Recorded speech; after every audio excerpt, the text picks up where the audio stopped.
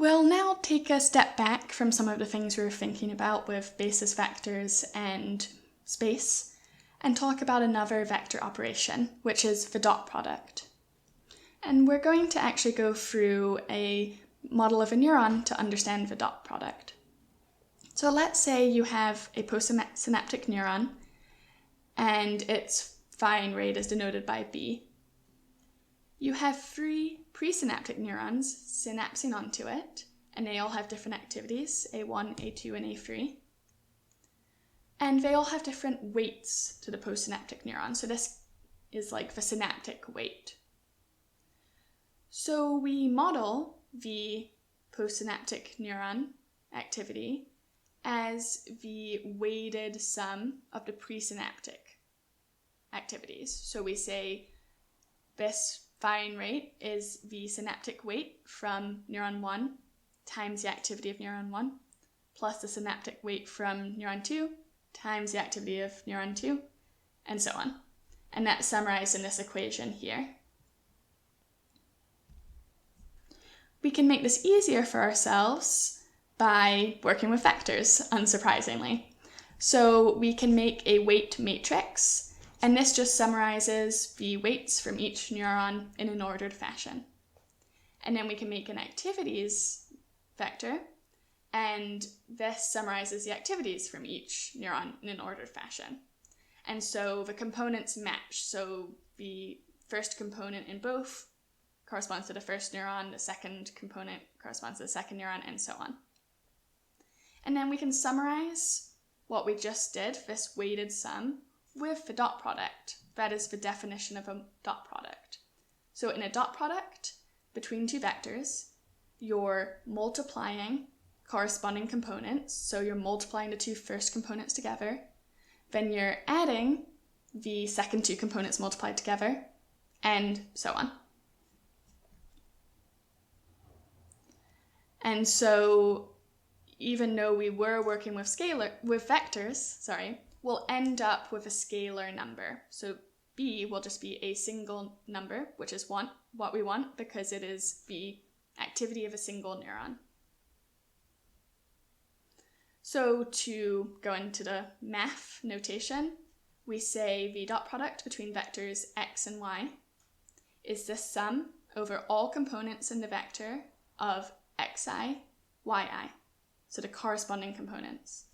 This is sometimes also called the inner product. And importantly, you might be able to guess from this formula, but you can only do a dot product between vectors of the same dimension. So you can't take a dot product between a 2-dimensional vector and a 3-dimensional vector because then there wouldn't always be corresponding components. So let's just go through some numbers to make this really concrete.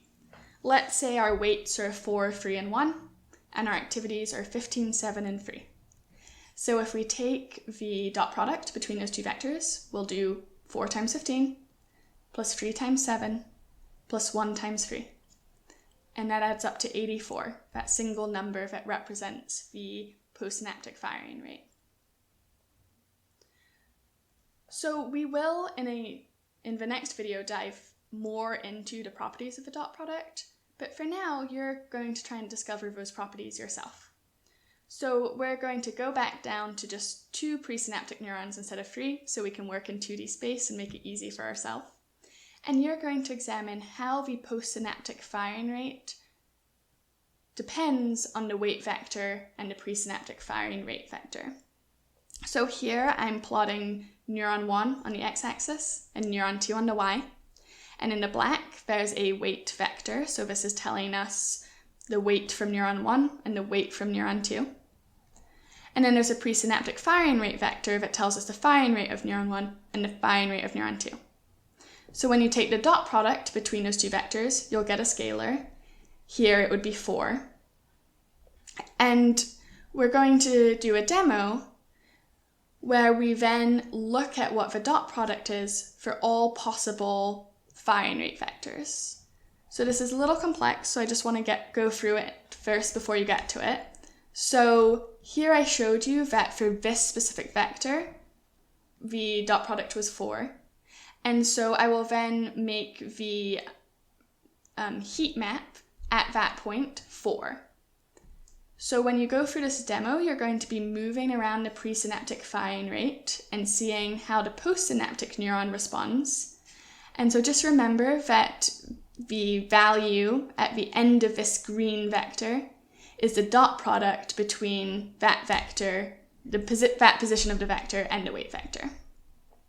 So you'll start to look at how the dot product, or the postsynaptic neuron, response differs based on the relationship between these two vectors. So next you'll go do that. You'll play with the interactive demo and you'll discuss posed questions. And we want to be thinking about analyzing the dot product from a geometrical interpretation. And we'll also think about how we could calculate a maximally activating presynaptic neural activity pattern.